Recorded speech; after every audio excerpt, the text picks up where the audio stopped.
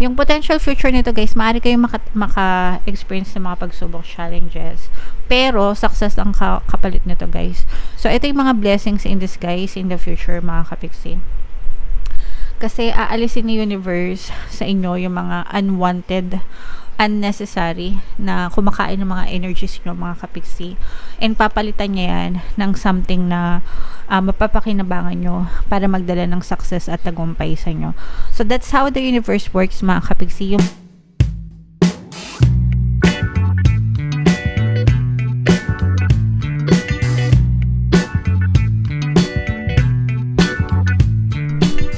hello guys, hello Sagittarius, welcome back to Pinay Pixie Tarot. Ang pamagatang episode natin for tonight is story mo ba to? Ito isang timeless reading para sa Sagittarius, Sun, Moon, Rising, Sign, and Venus. Sa reading na to guys, titingnan natin where you are right now, mga potential and challenges nyo, what you need to focus on, your past, present, and future energy mga kapiksi, mga suggested approach, and yung potential future ng inyong sitwasyon guys. So shuffle ko to yung shuffle ko tong cards guys. Hanapin natin yung energy ng Sagittarius. Ito guys. So Sagittarius, kayo ay represent ng Queen of Wands sa ating spread. General reading lang guys. Pwede mag-resonate, pwedeng hindi. Kung ano na lang yung naka-resonate sa inyo guys, take that message. So yung first message para sa inyo guys, where you are right now, nag-explore kayo mga kapiksi mo. For some of you, yung iba sa inyo guys, parang literal na nagta-travel kayo for exploration, looking at different side of things, mga kapiksi, side of life, ganyan. Naghahanap kayo, yung iba sa inyo parang nag-explore, naghahanap, no, kung ano pa yung pwede nyong gawin sa buhay nyo, kung ano yung gusto nyong gawin sa buhay nyo. Parang nandun kayo sa discovery era, discovery chapter, ganyan-ganyan. Parang nag-explore guys. Diba pag sinabi nag-explore, naglalayag, pwedeng hinahanap nyo yung sarili nyo, pwedeng hinahanap nyo kung ano yung gusto nyong mangyari sa buhay nyo, mga ganun mga kapiksi, right? Wow, this is more on potential mga kapiksi. For some of you guys, parang feeling ko kapag ka nahanap nyo yung bagay na gusto nyong gawin sa buhay nyo, ito yung magdadala ng abundance of money para sa inyo mga kapiksi. Yung iba naman sa inyo guys, literal na travel kayo kasi marami kayong pera.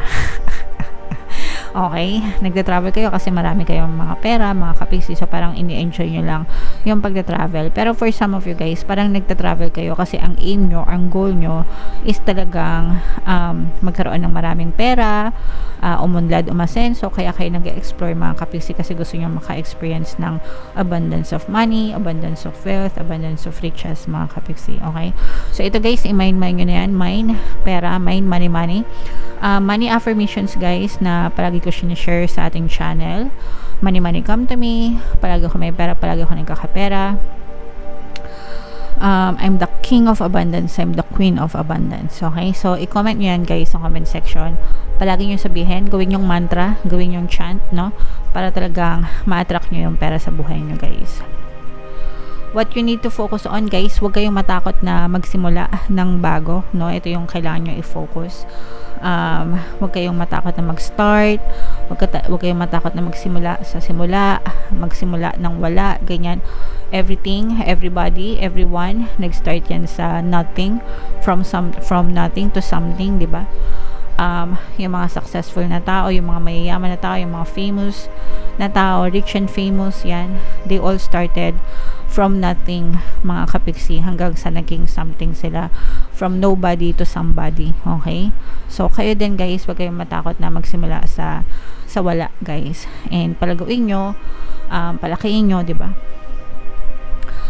In your recent past, mga kapiksi, for some of you guys, parang feeling ko may nakipag-communicate sa inyo, no, in your recent past. Parang meron ka nakausap na somebody na pwedeng dahil sa kanya, pwedeng naging eye-opener siya, or pwedeng naging daan siya, okay? Para ma-ano ka din, para ma-enlighten ka rin, o nga, no? Parang ganon, parang magising ka. Parang ganun, parang siya yung naging instrumento ng universe na, uy, pakinggan mo yung sinasabi niya kasi may pera dito or something like that, okay? So, parang sa kanya nanggaling yung mga ginagawa mo ngayon, okay? And ito naman, your strength mga kapiksi, no? This is happiness, no? You are full of happiness mga kapiksi, and that's one of your greatest strength. Madali kang makontento, madali kang masatisfy, basta masaya ka, okay ka na, okay? So yun nakikita natin na one of your greatest strength. Kaya kaya parang happy ka lang, happy go lucky, ini-enjoy mo lang yung journey mo kasi hindi ka malungkutin, hindi ka mareklamo, madali ka makontento, kapiksi, okay? And in the near future guys, this is an air sign energy. Feeling ko guys, makikilala mo to sa future mo, or this will be your future self. Parang one of these days, makikilala mo yung future self mo.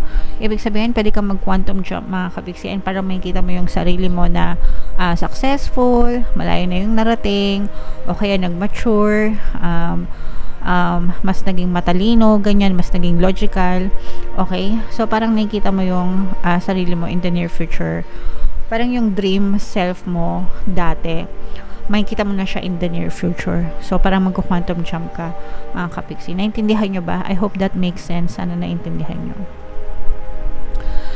And yung suggested approach para sa inyong journey, take one step at a time mga kapiksi, huwag magmadali, okay? Paunti-unti lang, pero ang importante is nakafocus kayo dun sa goal nyo, sa vision nyo, no? Kung ano yung vision nyo, kung ano yung goal nyo, stay focused mga kapiksi, and kahit na unti-unti lang na paghakbang, take one step at a time. Ang importante is may progreso. Ang importante is nakafocus pa rin kayo sa goals nyo. So, wag kayong magmadali, guys. Okay? Ayan, no? Same pa rin, mga kapiksi, what you need to know. Unti-unti, guys, makakarating din kayo. Very stable, very secure naman yung nakikita natin sa kaperahan nyo. Kumbaga, hindi siya mabilisan, pero stable. And paunti-unti nga, paunti-unti mga kapiksi. So, dahan-dahan, ang importante is na-enjoy nyo, guys. Alright? Your hopes and fears, Sagittarius, this is more on hopes, guys. Parang you will lay in a bed of money. Diba? You will lay in a bed of kasaganaan. Parang dadating yung, ibig sabihin nito, guys, dadating yung araw na mahihiga ka sa pera. Hindi literal na pera, mga kapiksi, pero parang wealthy. Pag sinabing wealthy, masagana, mga kapiksi, no? Masagana, so blessed, hindi ka na masyadong problema sa pera, mga kapiksi. Okay, so ganun mo siya tingnan, ganun mo i-focus yung sarili mo, yung attention mo, para eventually ma-experience mo siya sa inyong physical reality. Okay, yung potential future nito, guys, maaari kayong maka-experience ng mga pagsubok, challenges, pero success ang kapalit nito, guys. So ito yung mga blessings in disguise in the future, mga kapiksi. Kasi aalisin ni universe sa inyo yung mga unwanted, unnecessary na kumakain ng mga energies nyo, mga kapiksi, and papalitan niya yan ng something na mapapakinabangan nyo para magdala ng success at tagumpay sa inyo. So that's how the universe works, mga kapiksi. Yung mga blessings in disguise na tinatawag, akala natin problema, akala natin pagsubok, akala natin challenges kapag nandyan, pero pagkatapos nun, blessings pala yung ibibigay nun sa atin. So, let's say for example, kwento ko na lang quick lang yung story ko nung pandemic. Nag-YouTube na ako nun, guys, pero meron akong home-based job kasi dalawa yung freelancer, ganyan. Dalawa yung home-based job ko nung time na bago mag-pandemic, and then nung pumasok yung pandemic, parehas yun, dalawang trabaho na yun, na-lay off ako kasi nagchuchugihan, diba, kasi nga pandemic. So na-lay off ako, dalawang trabaho. Imagine, yung Monday yung first job yung nawala, nung Friday same week yung second job yung nawala. So ngal-ngal ka, iyak ka, diba? Pero since may YouTube na ako noon, finocus ko yung attention ko sa YouTube channel natin, ganyan. So nag-prosper siya, mga kapiksi. So ganun yung ginawa ni universe, inalis niya yung mga unwanted na kumakain ng oras ko, ng time ko, ng energy ko, para mabigyan ko ng dedikasyon, no, yung ating YouTube channel, and eventually nag-prosper, nagtagumpay, naging successful. So kayo din mga kapiksi, meron din kayo mga aha moments na magiging ganyan, may experience nyo rin yan guys. Okay, so eto guys, i-mind nyo na yan guys, sa comment section. Mine blessings in disguise, mine tagumpay, mine success, eto prosperous mga kapiksi, more money yan.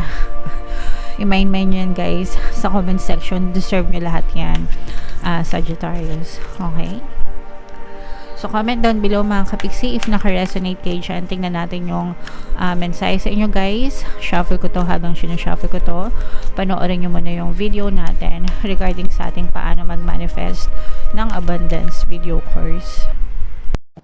Kapiksi, sawa ka na ba sa mga struggles at hirap sa buhay mo? Masipag ka ba at masikap sa buhay ngunit hindi ka pa rin umaasenso? Ilang beses ka na bang nag-attempt mag-negosyo at mag-invest pero palagi ka pa rin nalulugi? Sa pagkakataon na ito ay maaaring may subconscious beliefs ka na nagiging balakid sa iyong pag-unlad at pagyaman. Introducing, paano mag-manifest ng abundance video course. Dito ay matututunan mo ma-overcome ang mga balakid mo para tuluyan ka ng umunlad, umasenso, sumagana, maging matagumpay, successful at maswerte sa iyong kabuhayan, pera, trabaho, negosyo sa labi at kaperahan ng bonggang-bongga. Dali, mag-send na ng email sa pinoypixie@gmail.com at simulan na ang iyong pagyaman ngayon. Alright, so sa lahat ng gusto mag-avail ng course guys, meron tayong freebie. Magbibigay ako ng free 3-in-1 pampaswerte sa subliminal, sa pampaswerte sa buhay, sa pera at sa pag-ibig. Worth 1,500 yung freebie na yan kapag nag-avail kayo ng course until August 31. Kaya mag-avail na kayo guys, sobrang ganda. And meron din tayong bagong course, paano mawala ang third party at magkaroon ng harmonious na relationship para mawala yung mga kabit ng mga jowa nyo guys. 30% discount naman yan until August 31. So i-avail nyo na guys, sobrang ganda. Ito yung additional message sa inyo guys, although hindi ito magre-resonate sa lahat guys. Ito yung awakening, no? Energetic upgrades, a new way of being, integration. So for some of you, this is awakening, spiritual awakening ito guys. Pwedeng nararamdaman nyo na ito, pwedeng naghahanap-hanap na kayo ng mga sagot sa mga tanong nyo, may mga katanungan kayo guys. You don't have to be afraid kasi lahat naman tayo, we are all spiritual beings trapped in a human form mga kapiksi. Yung iba sa atin matataas yung spiritual senses, no, and kaya nagkakaroon ng spiritual awakening mga kapiksi. So hindi yan nakakatakot. Kung gusto nyo i-explore, go lang. Kung ayaw nyo naman, okay lang din, it's your life, kayo yung responsible dyan, so it's okay mga kapiksi. Pero if naka-resonate kayo, comment down below guys. Okay, so yeah, sobrang ganda ng reading nyo Sagittarius, and i-mind nyo lahat ng magaganda dyan. Itong mga pera-pera na to, success na yan, yung mga blessings in disguise yan, i-mind nyo lahat guys sa comment section. Deserve nyo yan, Sagittarius. Okay, comment down below if naka-resonate kayo, and wag nyong kalimutang pakinggan yung ating mga pampaswerte subliminals guys, especially yung pantabay malas, pang-akit and swerte, super effective guys. Linggo-linggo na lang may mga nananalo sa loto, sa mga online, whatever, etc. Sobrang daming success stories guys. Ito yung playlist, pakinggan nyo, and ito naman yung ating success stories ng paano mag-manifest ng abundance video course. Click here to subscribe, click here to join our membership program. Thank you for liking, sharing, and subscribing. See you again next time. I love you all. Have a nice day. Bye-bye.